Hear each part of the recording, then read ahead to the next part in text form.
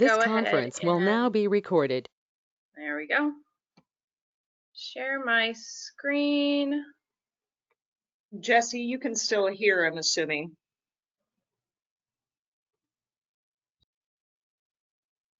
He's muted right now. Right. Yes, I can still hear. Okay, good. Thanks, Perfect. Jesse. Okay. If you need my, I'm gonna minimize my viewer because it gets in my way whenever I'm screen sharing. If you need my attention, please just go ahead and speak up, throw out any questions that you have. I just can't see you in case you're, waving your hands or anything like that. Like that. Okay. Oops. Here we go. Okay, so welcome everybody. We've already gone through introductions, so move on. The first thing I want to address is our COVID-19 precautions. We are going to have to take extra precautions because of everything. I actually checked in with the Monterey County Health Department and talked to a representative and made sure that all of our plans were as safe as they could possibly be. So as long as we stick with the guidelines that we have, we should be okay, and this environment should be very low risk. Everything is outdoors from the time that you pull up to the time that you leave class. There is one porta potty. We'll get to that later, but everything else is outdoors. So please wear your mask over your nose and mouth anytime you're outside of your vehicle. If you do need to catch your breath, as long as you're well over 6 feet away from somebody, you can, momentarily take off your mask and then put it back on. But for the most part, please try to keep your mask on at all times. Keep at least 6 feet between you and anyone you did not come with. We can momentarily, if our masks are on, break the 6 foot, but again, just for a few seconds, just if I needed to hand you a piece of paper or help adjust something. But as much as possible, we're going to try and keep that at least 6 foot boundary. Now, whenever it comes to the dogs, we want more than 6 feet anyway, because we want to make sure that the dogs aren't touching. And if each one of us has a 6 foot leash, then that means we need to be roughly at least 15 feet away from each other. So it's kind of the nice thing about the dog training classes is that we have to be socially distanced anyway, just so that our dogs aren't directly interacting with one another while we're trying to teach them something. So direct instructor interaction with dogs will be minimized. Normally, I will work a lot with participants' dogs. I will borrow dogs to use to demonstrate certain things. If somebody's having a hard time doing something, I will help out as much as possible. I'm going to have to minimize that. And so I'm still comfortable if a dog comes out to the end of the leash and I have a treat and I'm, getting them to sit or something like that. If I do feel the need to borrow somebody's dog, I'll be wearing gloves so that I, am handling the leash, their leash with gloves on, and I'm not giving them my germs. So we will use some extra caution, but I'm going to try and minimize the direct instruction that I give and just verbally direct people on what to be doing. So it's going to be a little bit awkward, but we're going to do the best we can with it. And then, of course, if you or your dog is feeling ill, please stay home. Okay. Any questions on that piece? Okay. Since air quality is something that we all have to think about right now, we did make a decision that if the day of class, if the AQI is going to be over 150, we're going to move class online. So because the air quality right now seems to be shifting so rapidly, we will keep an eye on it, but it will most likely be that we aren't able to make a call until the morning of. So I'm going to get up early on Saturday mornings, check our AQI, make sure we're within a safe range. If we're not within a safe range, I will either call or text everybody. If everybody's got text, texting is fastest, but I can call if you need a call. So please just let me know if that's the case. And we'll go ahead and shift to doing a format like this. It's not ideal. It's not what we'd prefer to do, but if the air quality outside is too unhealthy, then it's what we're going to need to do for right now. We will try and do something extra to make up for it. I'm not quite sure what that is at this moment. And hopefully, fingers crossed, we won't have to deal with this every day that we're training. It will be within a safe level, and we won't have to worry about moving anything online the day of. So, but please just go ahead and keep an eye on that. If you have any questions, if you the night before feeling like you're just not comfortable, please feel free to contact me and let me know. Question? Yes. What if the temperature is over 67 degrees? Are we going to do it online then? I'm usually make the cutoff. That was I'm sorry, joke. what? That was a joke. Oh. Moderator never gets above 67. I actually do have a cutoff whenever it comes to temperature. Usually, one of the reasons I put this at 9:30 in the morning was because I thought we were going to be in summertime weather at this point, and it was going to be warm. So if we did it early, that we were going to be able to miss the heat of the day. Of course, right now it's a lot colder than I anticipated it being, but I try not to work dogs above 80, maybe 85 degrees. It depends on the dog. I know some Chihuahuas who are, absolutely thrilled when it's 95, 100 degrees outside. And then I have my dog who can barely function when it's over 75 degrees. So it depends on the dog. For those of you who have tiny little dogs, if they need to wear sweaters because it's going to be a cold morning like this morning, there's absolutely no shame in that. Do whatever keeps your dog comfortable, as long as they've been properly acclimated to sweaters, because not all dogs like them right off the bat. Okay, arriving to campus. One question too. How will you actually communicate with us that we'll have a class canceled? Will you email us or text message? Message? Okay. Yeah, text message. If you need a phone call, if you don't have access to text, please let me know, and I will be sure to call instead of text. Text is good. Just wanted to make sure. Okay, yeah, definitely. And I have everybody's phone number, so we should be golden there. All right, so whenever you arrive to campus, that's our address right there, 710 Old Stage Road in Salinas. That's what the very front entrance looks like. This picture down here is the front entrance to Rancho Cielo. Whenever you navigate there, Google Maps is safest. Apple Maps will get you lost.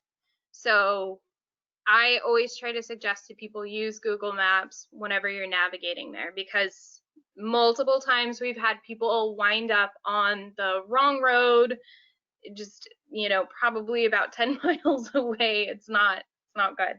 So definitely use that. We're way out in the boonies. It feels way out in the boonies to me anyway. And so if you have any problems at all, call Terrence. This is Terrence's phone number right here. Whoops, whoa. Okay, don't click on your slides. It's the 415-948-8087. We've got good cell service out there. So if you need anything, just give them a call. Please don't arrive any earlier than 9:15 a.m. and then exit campus when class ends unless you have a question. I will stick around for a little while after class ends so that if people have questions or if they need additional help, I'm there to answer them. Whenever you come up to the front of the gate right there that you see, over to the right side of that gate, what's just off of camera right over here is the call box. And there's instructions on the call box on what number to dial. and let them know that you're there for the class, and they'll open the gates for you to go in.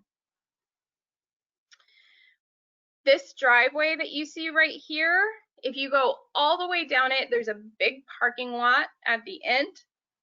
That's the parking lot that you'll park in. Terrence will be standing out there. We'll have people there to help flag you down and show you where you need to go. But whenever you go in through that gate, just go all the way down the driveway to the end of it, and you'll find the parking lot that we're meeting at. And again, there is our bathroom options there are a porta potty.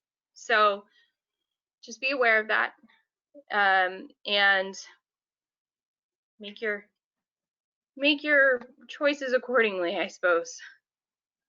All right. Does anybody, before I move on, are there any questions about Rancho Cielo? How many people have actually been to Rancho Cielo and know what the setup is? I have. Okay, good. Barbara has. Good. Marlo, have you been there before? Okay, so this will be new for you. Okay. There we go. Turn on my viewer for a second. All right, expectations. Zoom slideshow. There we go. All right, so this is an introduction to a whole list of skills. We're not going to be able to teach all of these skills to fluency in the next 4 weeks. But we will go over how to teach sit, down, stay, come, which is a recall, leave it, watch me, or giving you attention, touch on loose leash walking, and touch. Touch is often considered a trick, but I actually happen to find it very useful in daily life. I use it all the time with my own dog. And so I find that these things are kind of a floor, and I know a lot of you already have, your dogs already know some of these behaviors, so that's great. And it's going to start us off from a very good point, from a strong point. So yeah. So that we can get to a little bit more advanced level, but this is still just an introduction. So, you know, with all of these skills, we have to teach them initially. There's an initial acquisition phase where they're just learning how to do these things for the first time, or, you know, we don't actually need to teach our dogs how to sit. We don't need to teach our dogs how to lay down. We just want to be able to communicate with them so that they will do it when we want them to do it, right? Because dogs don't need to be taught how to sit, but they need to be taught how to sit when we ask them to. And we take that initial skill of learning to sit whenever we ask them to, and we start it somewhere where it's going to be really easy, and then we have to move it into different situations. We take it from our living room to the front yard, to when we're out on our walk, to the dog park. It takes time for our dogs to learn how to do what we're asking for in each one of those situations. We can't just do it in our living room and then expect our dog to do it when we're out at the dog park. For one, there are a lot more distractions, or they're going to have a harder time focusing. But for two, it just doesn't necessarily mean the same thing. If I say sit in my living room, but then, and I've never done it anywhere else, and then I ask the dog to sit at the park, the dog may not know that sit here at the dog park means the same thing as it does when we're inside our living room. So I have to make sure that I set my dog up for success by doing it in lots of places, and expect that they're going to get stuck sometimes, and notice that, and then help them through it so that they know, yes, all of these things mean the same thing here at the dog park as they do at home in our living room. So it's a process, and that takes time. It's not going to happen in a short period. You know, I've been training with my dog for years, obviously. She's almost 12 years old now, and I still like to take treats out with me when we go for walks, or go to a new place, somebody's house, and practice a lot of these things. I'm still practicing all the time. And so that's why this is really only an introduction. I know a lot of people want to go to a class, go to, you know, a 4-week or a 6-week class and say, that's it, I'm done.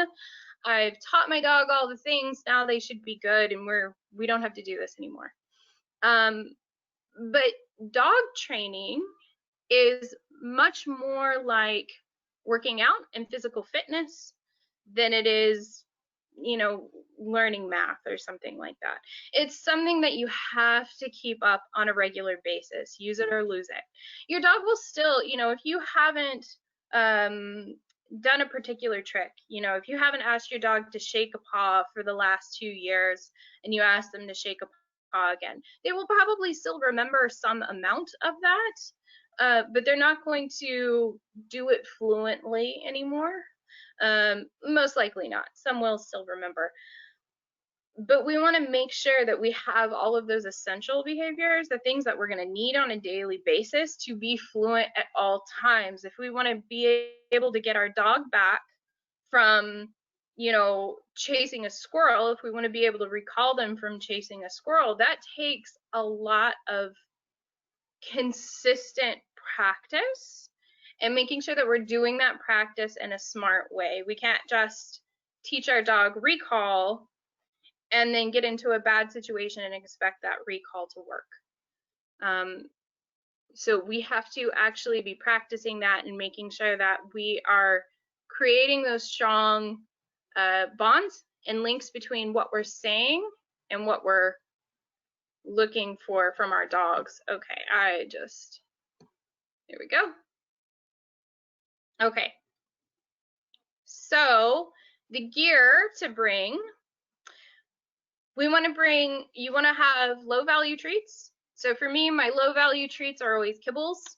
I actually, whenever I'm doing a lot of training with my dog, what I do is I feed her half of her normal meal, and then I take the other half of what I would have given her and put it in a little Ziploc baggie.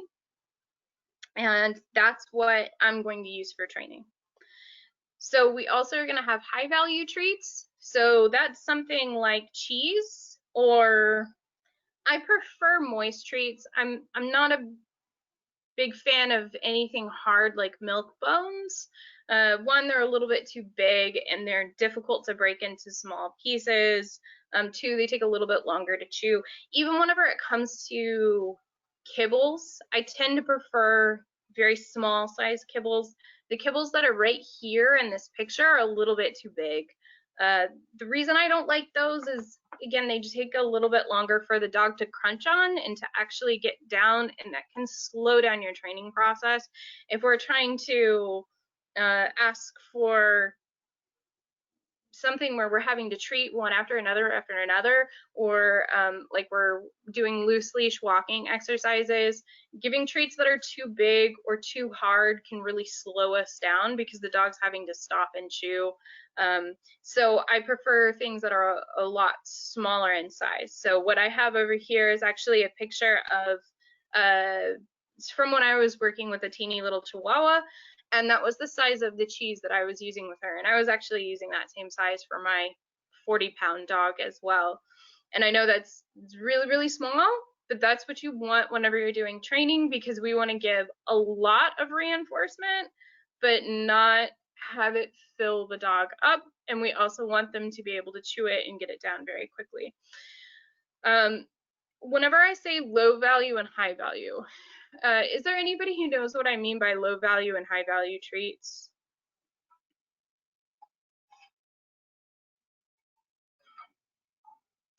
Okay, so Melissa, I know you know what low value and high value treats are.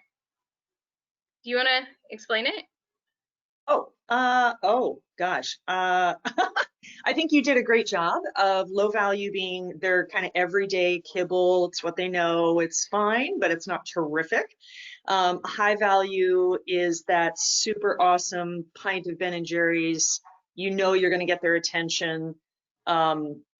And it just speaks a little more clearly. If you've got, what I do with Reggie is, if I'm working with him on leave it, if he sees a cat, I know I'm going to take little turkey pieces because I'm competing with a cat, and I want the food to speak louder than the kibble. Anyway, that's my version, but Nikki, you can elaborate for sure. Yeah, no, I think that's a great way to look at it. Every time I go to look at my viewer and then I have to switch off, it kicks me out of my presentation mode. But anyway, no, I think that's a great way to explain it. So, you know, if somebody was paying you for a job, would you rather have a $1 bill or a $20 bill, right? Like if somebody's giving you money, would you rather have a 1 or a 20? And that's kind of the difference in the treats. So, you know, kibble is maybe a quarter, right? And this depends entirely on your dog.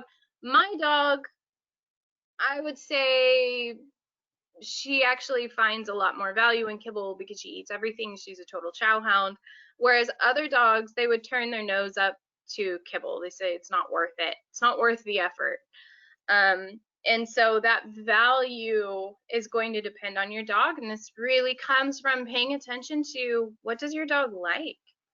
And I don't want us to get too caught up on the actual treats because that's not the only thing we use for reinforcement. I know it gets a lot of attention. It's probably one of the easiest things to use to reward your dog, but it is definitely by no means the only thing to use to reward your dog. There are plenty of other things that we can use.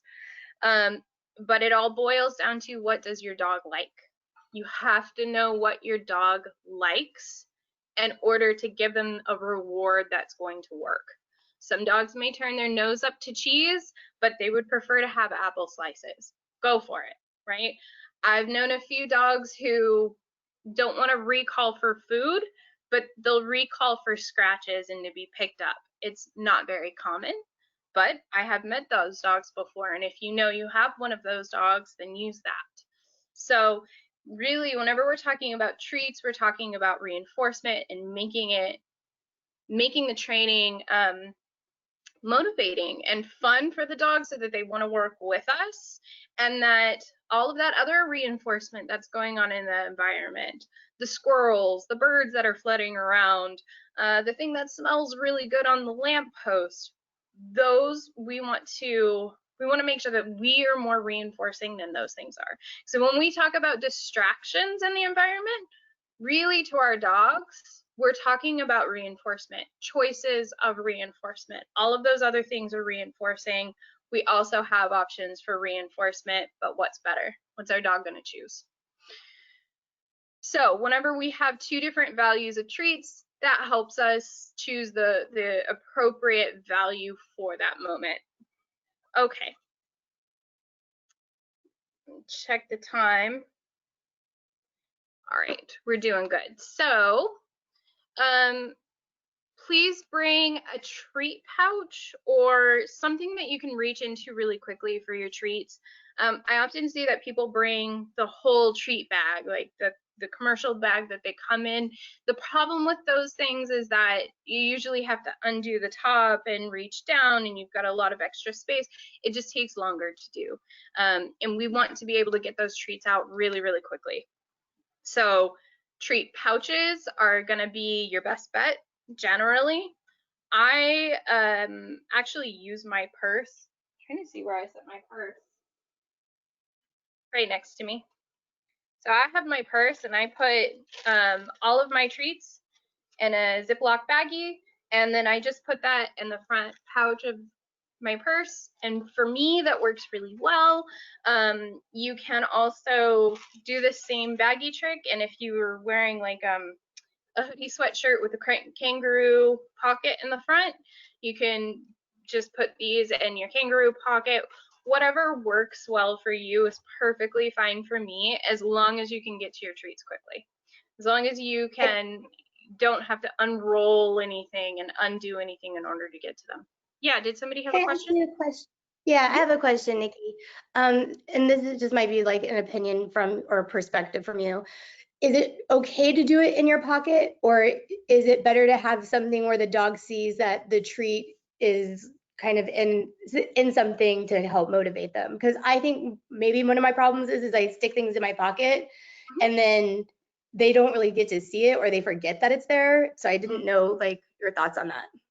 Yeah, so I'm perfectly okay with treats going in the pocket.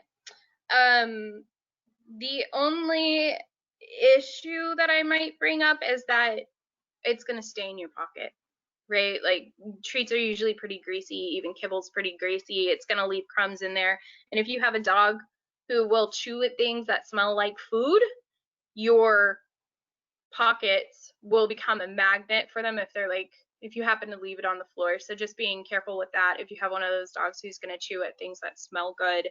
But as far as actually seeing it goes, it depends on the moment, right? Like we don't want to get reliant on the dog waiting for the treat to show up in order for them to do what we ask of them, because that's ranging into the territory of bribery. Now, while we're teaching the dog, then we are going to have the food show, right? In the very beginning, like if we're luring for a sit or we're trying to get them in a good position, then yes, we will show them the food because we want them to follow the food. But once we get past that initial stage, we don't want the food in general to show anymore. There's some differences of opinion on this. I actually I will, if I'm training at home in my house, have my food setting out in a bowl like this. The point isn't that I want the dog to know that there's reinforcement there. The point is that I want the dog to stop paying attention to the bowl of food and pay attention to me, and I'll give them the food whenever reinforcement is due, basically. But that's a separate issue. I would say in general, it is perfectly fine that your dog doesn't see the food and it's in your pocket. I would actually prefer that most of the time, so that the dog's not focusing on the food, they're focusing on you and that relationship that you're building. Does that answer your question? Totally did. Thank you so much. Okay. I appreciate that. Good. Yes. All right, so treat pouch, anything you can get into really quickly. Clickers, if you have a clicker, yes. I'm sorry for interrupting. Barb had her hand up there. I just didn't want to miss an opportunity. Oh yeah, I'm sorry. I really can't see. So Barbara, can you just let me know? Oh, yeah. Well, I was going to share something, and that kind of works for me. It doesn't work if you're vegetarian, however. Sorry. I have Hebrew nationals that I cut up in a little plastic bag, and I freeze them. And then that way I can have, 3 or 4 during a training session. I can put it under my tongue and still talk to you. And I find that when I'm treating, he's looking at my eyes and me. And so the treat can be immediate because I can bite off a little piece right away. And I have an immediate treat without having to fumble in my pockets. It's just something that works for me. Yeah. Hebrew National still tastes good as opposed to kibbles. Yeah. And it doesn't melt in my mouth. Yeah. Okay. So, but I can go ahead. I can bite it very small. He doesn't get the whole thing. He only gets a teeny, like the cheese in your picture. He only gets, he just wants to smell it. If he smells it, he thinks, oh, that's it. So it's just something I use. Yeah. I love it. That's super clever. It is. It's a very neat way of doing it. And yeah, it does mean that they'll look at your face because that's where the food is coming from. So, hey, it's a win. Thank you for sharing. Okay, so the clicker, if you have a clicker, by all means, go ahead and bring it. Otherwise, we will provide one to you next Saturday when we all get there in person. Please bring a mat. I'm really big on doing mat training. I want my dog to know that they have a station. In fact, My dog is been so trained to a mat that whenever I lay one down, no matter where I am, she goes and lays down on it. She just thinks that if I put something that's mat-like on the floor, that must be where she needs to be. And it's very, very handy. So, you know, if I go over to a dinner party or a lunch party at somebody's house and I don't want her underfoot and sniffing the buffet table, I just lay down my mat and she just automatically goes and lays down on it, and I reinforce her occasionally to keep her happy and on that mat. And she knows that when she's in that spot, she's nice and relaxed. She's just going to hang out right there. I can't tell you how useful that is. So I'm a big believer in mats. We can always get rid of the mats later, but it's a good thing to start them on. I find mats to also be particularly useful for small dogs who, or any dogs who might be more sensitive to the texture of whatever they're laying on, right? So if the grass is too wet in the morning, then we may have to stay on the pavement or on the little gravel dirt driveway that they have right there. And the dogs may not appreciate that texture. They may not want to lay down on gravel. It's not very comfortable. And so if we have a buffer there, that mat, that will help them get over that. So I find that there's a lot of usefulness in having a mat, and I encourage people to bring one with them. Beyond that, water bowl, we will have water there with us, but please go ahead and bring a bowl that your dog uses and no other dog uses, just to minimize any spread of disease. I don't know that everybody needs to bring a chew or a Kong, but I think it's a good idea, particularly for our dogs who may get upset about seeing other dogs, or who may get overstimulated by having so many other things going on around them. So it's a backup. It's in case your dog is particularly frustrated and is having a hard time, we can give them a Kong or a chew to keep them occupied and help them calm themselves down and self-regulate for a little bit before trying to move on to something else. Toys, if your dog is toy motivated, if they like tugging, then that's great. I prefer tugs over any other kind of toy. And please, no squeakers, because squeakers are great at home. They're not so good for a class when you're going to get every dog's attention whenever you squeak them. So tugs of some sort are my favorite for training. If your dog doesn't particularly like toys, no problem. You don't have to bring a toy. It's just for those dogs who really do. Okay, any questions on that before we move on? All right. Sorry, Nikki, I'm sorry. Yes. A little delay to my mute hit button.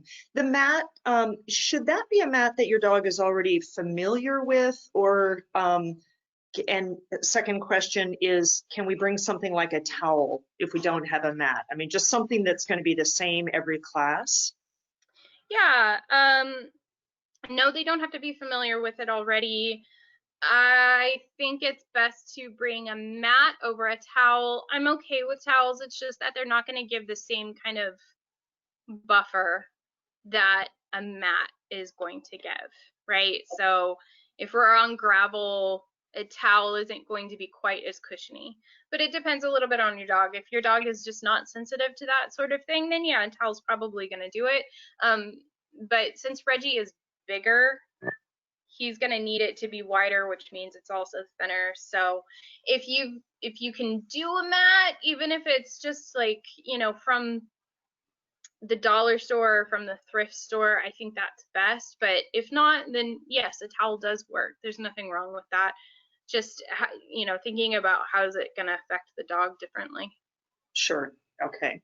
And just for what it's worth, Barb and Marlo and Cody, I have a smaller dog mat, just one single one that's got nice little rubber backing. So if any of you guys want it, I'll bring it next weekend. And if any of you guys, it's not good for my guy. He spills over it. So just let me know if any of you want it. So I'm going to go through the rest of this relatively quickly. We got through kind of the beefier stuff, I think, but we are almost at time. We've only got about 11 minutes left. So let me just rush through the rest of this. This is a whole bunch of different gear that you could use on your dog. I will tell you that there is some gear that I personally do not support. I don't use it. I don't promote it.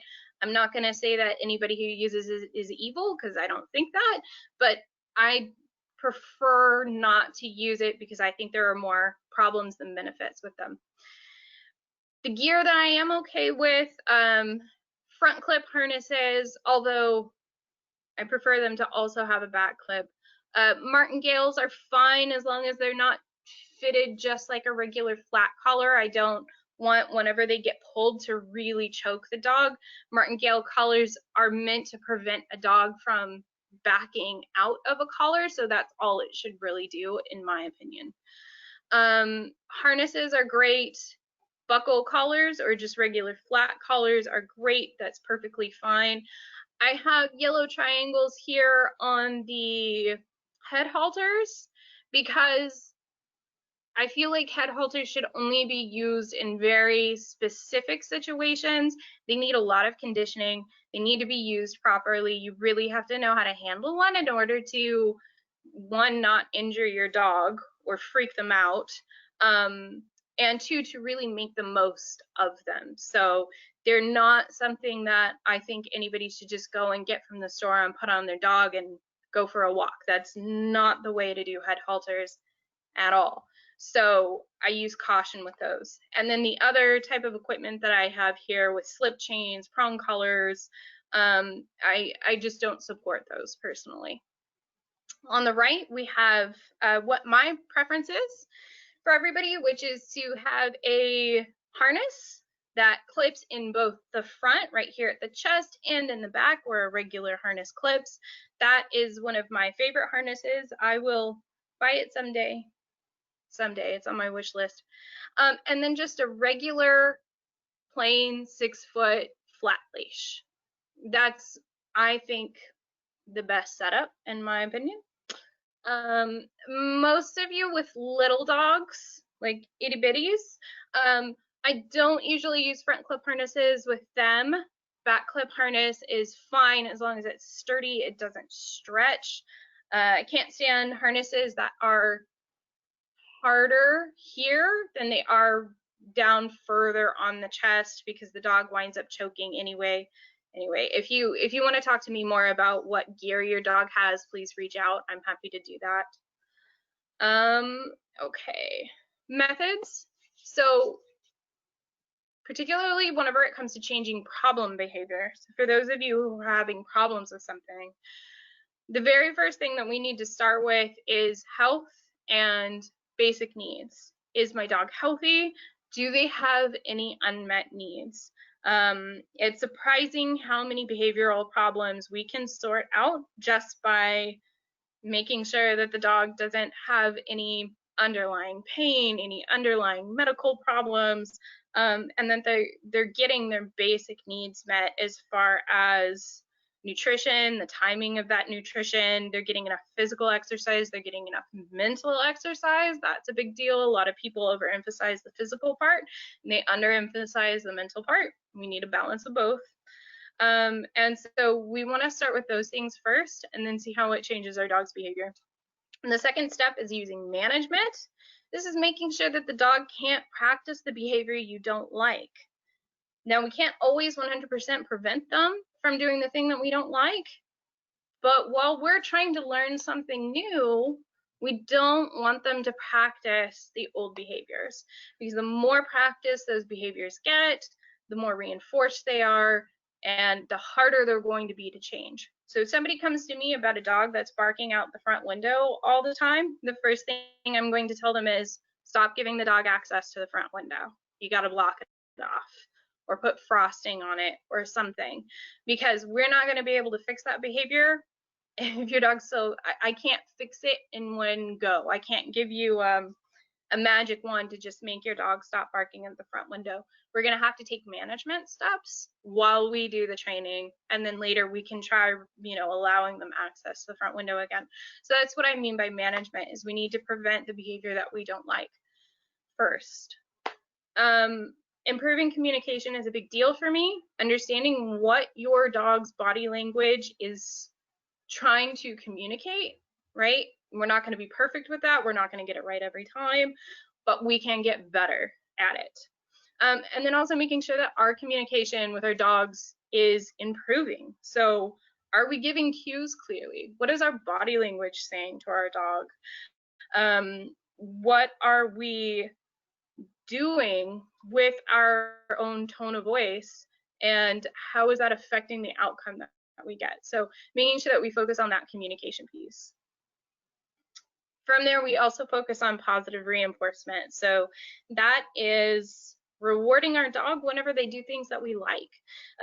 Positive reinforcement, the literal definition is that we add something that the dog likes, and in order to increase the likelihood of the preceding behavior happening again.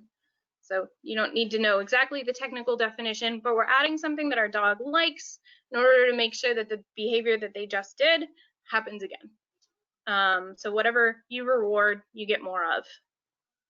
And then we want to minimize or eliminate punishment. This one's a little bit fuzzy because punishment isn't always what people think it is, right? So it's not just yelling at my dog. It's not just hitting my dog. There's a whole range of punishment. Some of it we do use, like taking away reinforcement. If, you know, a dog's barking and jumping on me and I can't redirect their attention for whatever reason, so I go, you know what, I'm just going to walk out of the room. I'm just going to remove myself. That is punishment.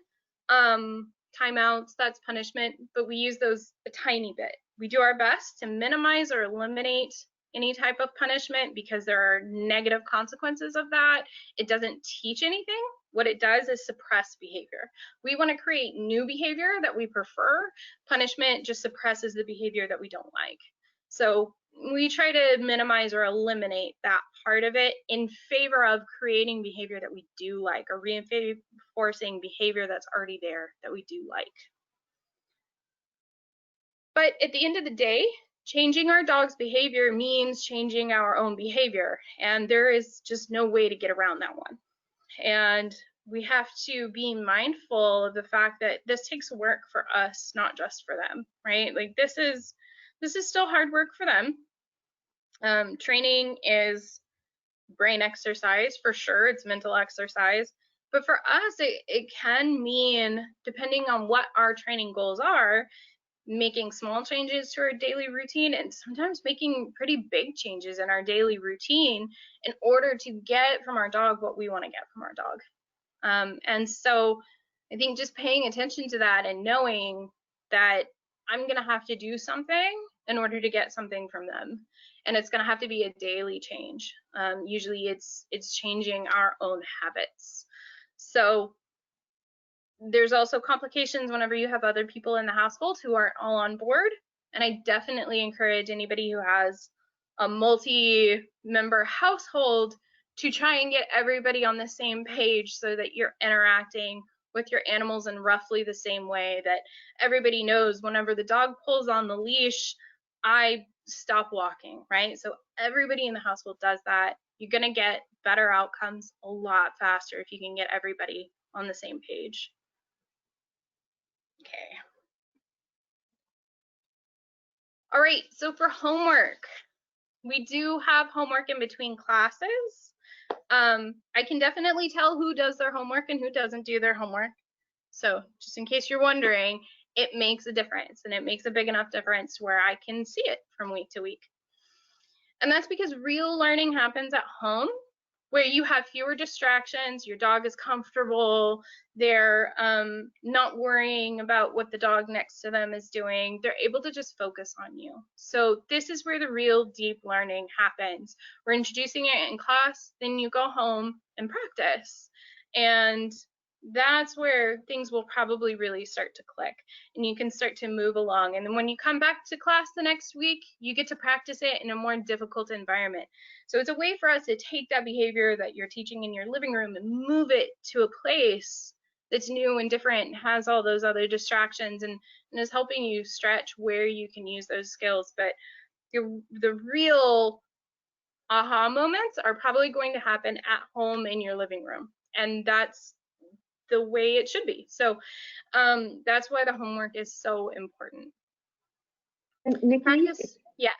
I'm sorry. I was just going to reinforce that by one who has tried the cram session the night before doesn't go well. And I think too a trainer had years ago taught me about doing training in at like during the duration of commercials. Just Yes. So we're you can talk about that. Okay. yeah. And throughout the week. Thank you. Not all the night before. Don't try it. It doesn't work. I promise. Right. Yeah, definitely. Okay, so practice smarter, not harder, and that's definitely in those short periods. There are some dogs who have practiced for a long time. They can train for, an hour, 2 hours, 3 hours. Those are generally going to be your working dogs, the dogs who've been doing this for years and have been raised since puppies to do work. Our normal everyday pet dogs generally are not going to benefit from that at all. You could actually see a decrease in their abilities. So we do want to do it in short little sessions throughout the day, every day. So if you can get in 15 minutes a day, broken up into 5-minute increments throughout that day, you're going to be golden. That's a great amount of time to shoot for. So if you do, 3 to 5 minutes in the morning while you're waiting for the water to boil so you can make your tea, that's a fantastic time. If you can do it, whenever you take a break from your computer, because so many of us are working remotely right now, and maybe your dog's bugging you to go outside, take a few minutes to do that training and then go take them for a walk and come back. It doesn't need to be a big deal. It doesn't need to take over your whole life. It just needs to be consistent and in the beginning relatively short and sweet. I like it when my dog wants to keep going by the time I'm done, right? So I want them to I don't want them to walk away first. I want to stop the session before my dog gets bored and walks away. That way, whenever I offer it again the next time, my dog's going to be excited about it.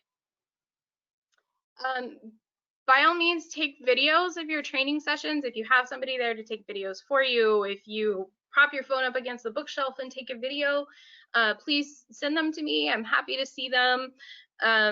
It's best if you share a link to a cloud server.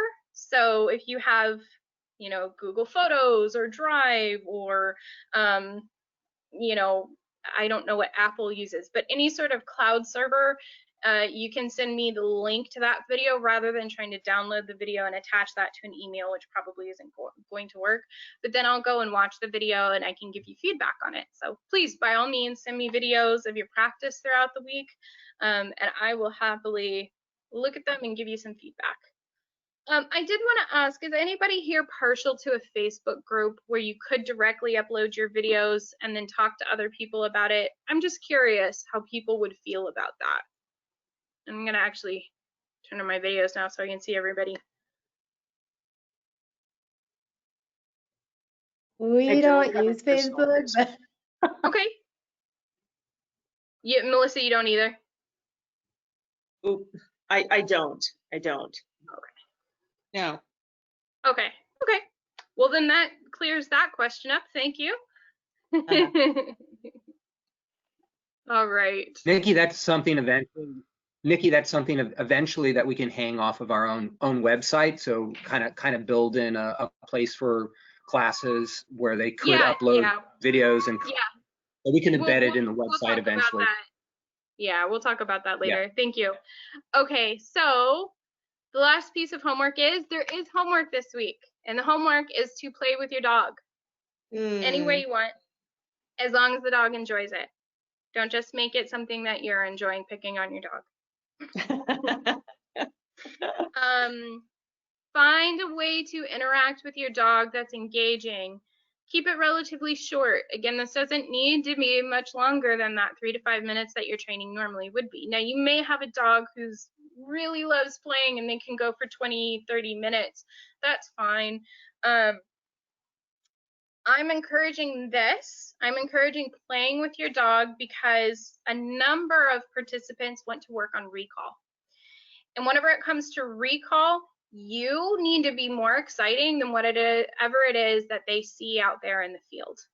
And the more we can play with our dog and build that desire to be around us, build our own value, the better able we're going to be to get our dog back when there's something else in the environment that's really exciting. It also allows us to really start to pay attention to body language and understand body language a little bit better. I think that, you know, my dog, she's not big on playing, right? She's older. I didn't take enough advantage of it whenever she was young and still very playful. I didn't understand enough about it. And so now I'm struggling to get her to play, but she does still play. And I absolutely love mixing in some amount of chasing, because that's one of her favorite things whenever we're doing recall practice. So I don't just send her out and then recall her and send her out and then recall her, because that's pretty dang boring for her. I like to mix it up to where I'm letting her go out and sniff, and then I'll recall her, and then I let her go back out to sniff, and then I might play a game of chase and then recall her. And it's to mix it up and make it more interesting. So if you can this week, find a couple of minutes every day where your dog might want to play, and take advantage of that and really engage them and build value for yourself so that your dog wants to spend more time around you because you're so much fun. Okay. We are at the end of that presentation. It is 10:26 right now, so we did run over. I'm going to go ahead and end this and go back. So if anybody needs to leave right now, by all means, I understand. But if you do have any questions, I'm able to stick around for just a few minutes longer and answer any questions that you might have. Hey, it's Cody. I got a question about, so we have both the dogs usually with each other all the time. What's the best way to play with them at home? Should they be together? Should we try to do separate? Both? Like, what do you kind of recommend? So that depends a little bit on your dogs. If they are better at playing when they're apart, then yes, I would say go ahead and schedule some time. I mean, I like it whenever dogs are living together to give them separate time anyway. They need to have time to separate and build relationships with us one-on-one, one way or the other. But I find that sometimes if you have both dogs together and one's playing, the other one might come in and attack, and the first dog that you were playing with now is no longer interested because the other dog has just ruined it, right? And so in that case, definitely you do want to go ahead and separate them. Maybe have one dog in the house while you take the other dog out into the backyard and just give them their own personal focus time where they can play the way they want to play. But then I have other dogs, like my dog, and I only have one, but what I found is that she won't play with toys unless there's another dog playing with a toy. If there's another dog playing tug and throwing a toy around, then she's like all about it. All of a sudden, she's this super tug dog. And so for her, I take advantage of having another dog around, and I play tug with her in those moments because it works well. So it really just depends on the situation that you have. Yeah. Anybody else got anything for me? Did I cover all the bases? I'll actually ask one more question, Okay. kind of along the same lines. So Roland loves to come in and steal all the treats. So it's great. I don't like to punish him, of course, because it's like we're just trying to play and have fun. Is that a moment you think maybe we should try to separate him a little bit? Or how do I actually move Roland back without punishing him? I'm trying to maybe move that behavior a little bit. Yeah, so can you explain the situation to me a little bit more? So whenever you say he's coming in and stealing all the treats, where are the treats at? Yeah, usually I'm literally trying to give it to Buttercup. Like in my hand, she just like did the thing. Roland's not anywhere near, and he knows the treat's coming out. Like he can tell, he senses the moment. And he comes in like a shark. like he'll put his face in front of her and do the whole big, like I'm the big guy, I get your treat. So that's where I don't know really You need to separate them. yeah, sometimes that's just all that's I know she's kind of like, well. Yeah. Okay, so what I do in that situation is, number one, I use management to make sure that they don't have direct access like that. So I might put one dog behind a barrier or on a leash. You can even, put one dog on a leash and tie it to the coffee table, right? Especially since your dogs are so little. And that way, if I'm trying to treat one, that the one who's going to come in and swoop in is restrained from, stealing the food. But then the second thing I do is I actually teach them to take turns. So I think in a multi-dog household, teaching dogs to take turns is totally invaluable. And I usually do that, especially if you have one who's going to swoop in, then you need to put it on a leash or behind a barrier, right? So you start out that way. And then I will just go back and forth and say, Fluffy, and then give the treat, and then Sparky, and then give the treat, and Fluffy, give the treat. And typically when I go with the dog who struggles the most first, there can be benefits to doing it both ways, but it's easier if you start, in your going back and forth, starting with the dog who has the most trouble. So if Roland's the one who always swoops in, say, Roland, treat, and then Buttercup, treat. That way, while Roland still has his mouth kind of full and he's chewing, you're giving it to Buttercup. But what he's also seeing is that whenever Buttercup gets a treat, then they're going to turn around and give me a treat, right? So you're starting to develop this pattern of we're going to go back and forth. It doesn't always have to be that way, but I find that in the beginning, it helps build trust, right? So if the dog trusts, if Buttercup gets a treat, I'm going to get a treat, and I don't have to rush in and take it, right? So, eventually down the road, I would like to be able to treat one dog but not the other, and it just depends on the situation and what's going on. But again, in the beginning, whenever we're building that trusting relationship between two dogs and us, and knowing that we're going to manage the situation appropriately, I do like to make sure that everything's pretty even between the two of them. But yeah, and I think in your situation where you have one dog that's really new, it's actually very valuable to do that taking turns game, because one, it teaches them their names really well, and when you're in a multi-dog household, having everybody recognize their name is super helpful, right? Because you might want to call one dog over, you don't want to call all the dogs over. And so if each one knows their name and knows that, okay, if I say, Roland, come, I'm just talking to Roland, I'm not talking to Buttercup, right? Like I'm talking to one or the other.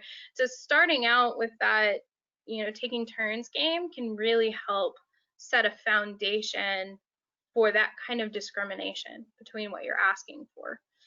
Yeah. All right, thank you. Thank you. I'll try that stuff. Absolutely. Okay, well, we are at 10:32, so thank you all so much for being here. I'm really excited to see you next Saturday. Hopefully the air quality and everything else cooperates with us and we're able to be there in person. If you have any questions, feel free to email me and let me know. Again, if you have videos from over the week when you're playing with your dog and you want to share them, please do. Again, a link to cloud storage is best, and I will happily do that. So thank you all so much for being here and signing up. Thank you. Thank you. Thank you. And Jesse, thank you for getting up on a Saturday morning. We know you could be sleeping in, but much appreciate you being here, Jesse. Yes, I'll still be a sleeper now. Oh, well, wonderful. What? He's probably in bed right now. If he's smart. There you go. Still cozy. All right, Ken, can you go ahead and turn off our recording, and then that's it for us. So thanks, guys. Thank you very much. Bye. Have a wonderful Bye. day.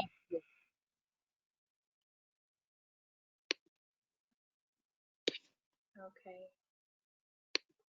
All right. Bye, Barbara. Hi, everyone. I lost connection in the last like 2 minute there. I know. We're still recording. You need to turn off the recording. Yeah, there you go. Hold on, let me stop.